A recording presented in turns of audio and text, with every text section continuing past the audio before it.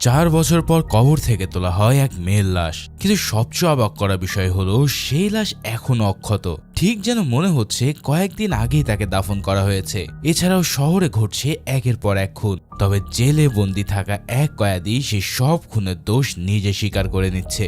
ব্যাপারগুলো অনেক রহস্যময়, তাই না? আপাত দৃষ্টিতে এগুলোর কোনো কুল কিনারা না পাওয়া গেলেও আজ যে মুভি এক্সপ্লেন করতে যাচ্ছি তা দেখার পর তুমি নিজেও এমন ধাক্কা খাবে যা কোনোদিন ভুলতে পারবে না। বলতে গেলে এটাও হতে পারে তোমার দেখা সেরা ক্রাইম থ্রিলার মুভির একটি। তো চলো আর কথা না বাড়িয়ে শুরু করি আজকের মুভি কাদাভেরের এক্সপ্লেনেশন। মুভির শুরুতে আমরা ঝুম বৃষ্টির মাঝে পুলিশ জিপ থেকে ভিকি নামের এক আসামিকে নামতে দেখা যায়। একটা সদ্য দাফন করা কবরের সামনে গিয়ে ছেলেটা ফিসফিস করে বলে, তুমি যেখানে আমি সেখানেই আসছি। আমার যাদের সাথে মোকাবেলা হবে তাদের দেখা তুমি আর কখনোই পাবে না। কথাগুলো বলার সময় তার চোখ দেখে মনে হচ্ছিল তার বুকটা ফেটে যাচ্ছে।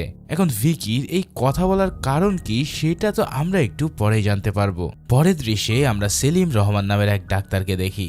সেলিম কেরালার শুনশান এক রাস্তা দিয়ে গাড়ি চালিয়ে কোথাও যাচ্ছিল। তখনই তার কাছে আসে একটা কল। সে কলটা রিসিভ করতেই অপর পাশ থেকে বলে ওঠে, তুমি যেখানে আমি সেখানেই আসছি। সেলিম ভাবে হয়তো এটা কোনো প্র্যাঙ্ক কল, তাই সে ননসেন্স বলে ফোনটা কেটে দেয়। তবে তখনই হঠাৎ তার গাড়িটা অ্যাক্সিডেন্ট হয়ে যায়। সেলিম যেখানে অ্যাক্সিডেন্ট হয়েছিল তার ঠিক পাশে আমরা একটা লোককে কালো পোশাক পরে থাকতে দেখি। লোকটা হাতে একটা রড নিয়ে ধীরে ধীরে সেলিমের গাড়ির দিকে এগিয়ে যায়। আর সিন এখানেই কাট হয়। সিন শিফট হয় 3 দিন পর। ইতিমধ্যে সকল টিভি চ্যানেলে সেলিমের মিসিং নিউজ প্রচার হয়ে গেছে। থানায় এক এসআই বসে বসে এই নিউজটা দেখছিল। তখন তার কাছে আসে চার্চের ফাদার এখানে প্রতি সপ্তাহে আসে এবং বন্দীদের জন্য প্রেয়ার করে। তবে আজ থেকে কোনো এক কারণে বেশ বিচলিত দেখাচ্ছিল। এসআই তাকে এই ব্যাপারে জিজ্ঞেস করলে ফাদার ইতস্ত কণ্ঠে ভিকির নাম নেয়। পরের দৃশ্যে আমরা মাইকেল নামের এক পুলিশ অফিসারকে দেখতে পাই। মাইকেল মর্গে এসেছিল এক লাশের তদন্ত রিপোর্ট নিতে। রিপোর্ট আসতে দেরি হওয়ায় সে মর্গের বাইরে অপেক্ষা করছিল। তখন এক কনস্টেবল তাকে কল দিয়ে জানায় যে বালগারের জঙ্গলে একটা পোড়া গাড়ি পাওয়া গেছে।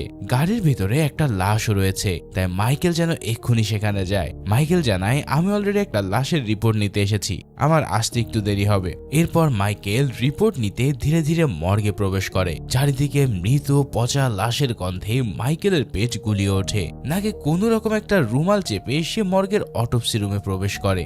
এখানে ঢুকতেই যেন লাশের গন্ধটা আরো তীব্র হয়ে যায়। মাইকেল এক স্টাফের কাছে জিজ্ঞেস করে, পুলিশ সার্জন ভাদ্রা ম্যাম কোথায়?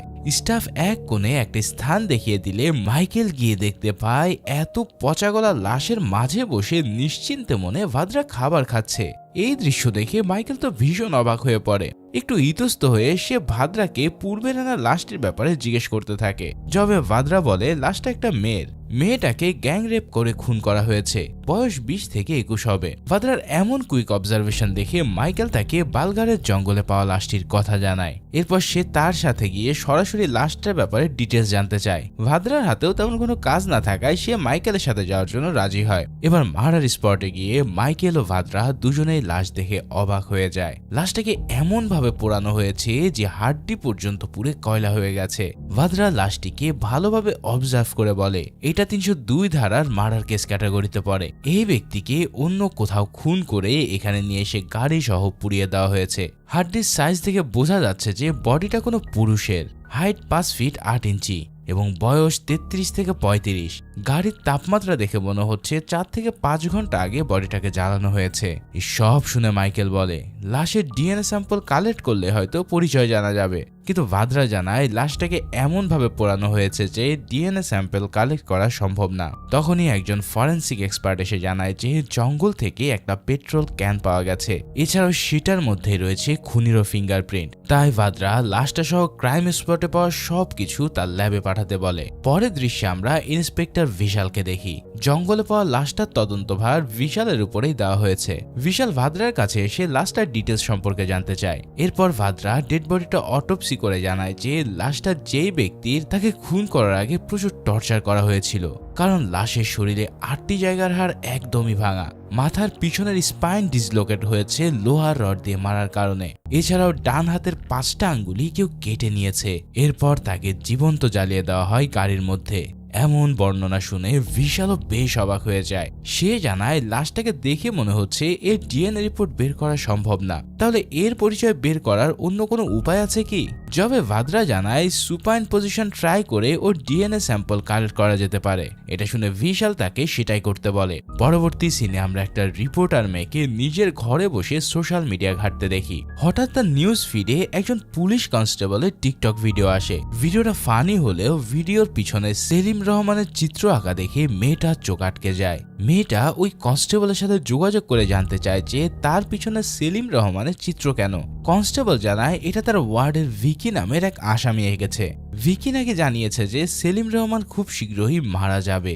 এই কথা শুনে ওই রিপোর্টার মেয়ে এটা নিয়ে নিউজ করে এবং সাথে সাথে এই নিউজটা সারা দেশে ছড়িয়ে পড়ে। পরের দিন সকালে বিশাল ভাদ্রার কাছে গেলে ভাদ্রা জানায় যে জঙ্গলে পাওয়া লাশটির ডিএনএ স্যাম্পল সেলিম রহমানের সাথে 100% ম্যাচ করেছে, অর্থাৎ লাশটা কনফার্ম সেলিম রহমানের। সেলিম রহমান হলো সেই যাকে মুভির শুরুতে আমরা অ্যাক্সিডেন্ট করতে দেখেছিলাম। কিন্তু বিশাল বুঝতে পারে না যে সেলিম রহমানের মতন একজন স্বনামধন্য ব্যক্তিকে কে খুন করতে পারে। তখনই মাইকেল হন্তদন্ত হয়ে এসে বিশালকে টিভি অন করতে বলে। টিভিতে সেই রিপোর্টার মেন নিউজ দেখানো হচ্ছিল, যেখানে বলা হচ্ছিল যে ভিকি নামের এক আসামি নাকি সেলিম রহমানকে খুন করেছে। এখন বিশাল তো থানার কনস্টেবলের এমন বোকামি দেখে প্রচন্ড রেগে যায়। কিছুক্ষণ পর মর্গে সেলিম রহমানের বাবা আলী রহমানের আগমন ঘটে। আলী রহমান নিজেও একজন বড় বিজনেসম্যান। ছেলের এমন পোড়া বিভৎস লাশ দেখে সে কান্নায় ভেঙে পড়ে। তবে যখন সে জানতে পারে যে তার ছেলেকে ভিকি নামের কেউ ইচ্ছাকৃতভাবে খুন করেছে, তখন তার কান্না থেমে যায় এবং তার দু চোখ প্রতিশোধের আগুনে জ্বলজ্বল করে ওঠে। এদিকে বিশাল সে জেলে যায় যেখান থেকে কনস্টেবল ভিকির আঁকা ছবি পাবলিশ করেছিল। প্রথমে তো সে ওই কনস্টেবলকে প্রচুর বকাবকি করে। এরপর ভিকি সেলের ভিতরে গিয়ে বাইরের প্রত্যেকটা সিসিটিভি ফুটেজ চেক করে দেখে। সবগুলো ফুটেজেই ভিকিকে শান্ত ও স্বাভাবিক লাগছিল, এমনকি সে সেল থেকে বেরও হয়নি। তখন বিশাল সেখানে দায়িত্বরত জেলারকে জিজ্ঞেস করে যে ভিকির সাথে রিসেন্টলি কেউ দেখা করতে এসেছিল কিনা। জেলার বলে ভিকির সাথে কেউই কখনো দেখা করতে আসে না, এমনকি সেও কারোর সাথে কথাও বলে না। মাঝে মাঝে একজন চার্চের ফাদার আসে যে কিনা ভিকি সহ জেলের সব কয়েদিদের জন্য প্রে করে। এখন ভিকি তার সাথে একটু একটু কথা বলে। শেষবার ফাদার বলেছিল যে ভিকি নাকি তাকে কাউকে খুন করার কথা জানিয়েছে।